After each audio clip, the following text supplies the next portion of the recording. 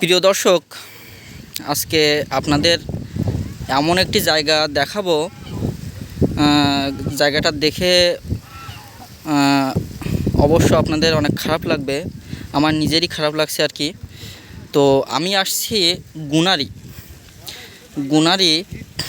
এই জায়গাগুলো দেখেন, আপনারা শুনেছেন হয়তো যে আমফান, বিগত যে আমফান আয়লা যে ঝড়গুলো হয়েছিল সেই ঝড়ে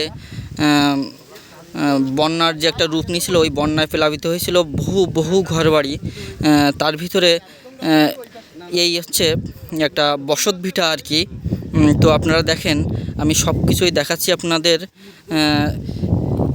এখানে একটা বসতভিটা ছিল, তাদের সব কিছুই ভেঙে চুরে এখানে জলের তলায় তলিয়ে গিয়েছিল। তাদের সবগুলোই আপনাদের দেখাবো। দেখুন, এই তাদের ঘরের সিঁড়ি। এখানে বর্তমানে এখন একটা ঘেরের মতো হয়ে গেছে আর কি। এখানে বসতভিটার কোনো অস্তিত্ব নেই। তবে আপনাদের কিছু চিত্র তুলে ধরছি। এই দেখেন দর্শক, এই হচ্ছে ঘরের সিঁড়ি। এই একটা সিঁড়ি। এই দেখেন তাদের গাছ, খেজুর গাছটা সবই আছে। তাদের পুরো একটা ফ্যামিলি এখানে বাস করতো। হ্যাঁ, তাদের ফ্যামিলির কেউই এখানে থাকে না। পুরো সব কিছু ভেঙে চুরে নিয়ে গিয়েছিলো। এই হচ্ছে সিঁড়ি, ওই একটা সিঁড়ি। আর ওই যে দূরে ওই যে একটা মন্দির দেখছেন, ওনারা হয়তো এখানে পূজা অর্চনা করতো। তার সামনে আরেকটা সিঁড়ি। দেখেন সব কিছুই আছে, খেজুর গাছ, নারকেল গাছ। আরও আপনাদের দেখাবো ঘুরে ঘুরে।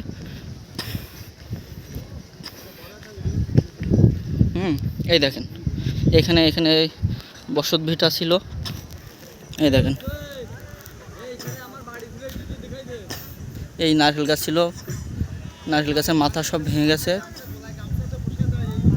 এই দেখেন, এই দেখেন, আপনারা দেখতে পাচ্ছেন অবশ্য।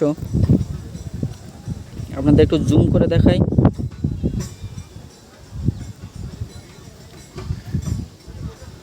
ওই যে দূরে অনেকগুলো খেজুর গাছের দেখা যাচ্ছে।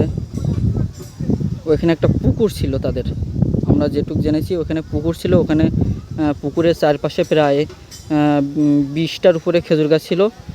একটা খেজুর গাছও নাই এখন সেখানে, পুরো জল।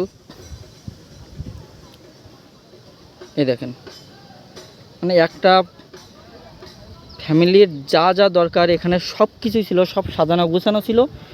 তবে আমফান বা আয়লা হয়তো ওই সময় সব ভেঙে চুরে একদম সর্বশান্ত করে দিয়েছে আর কি। এই দেখেন, এসব খেজুর গাছের ওই গোড়া, নারকেল গাছ।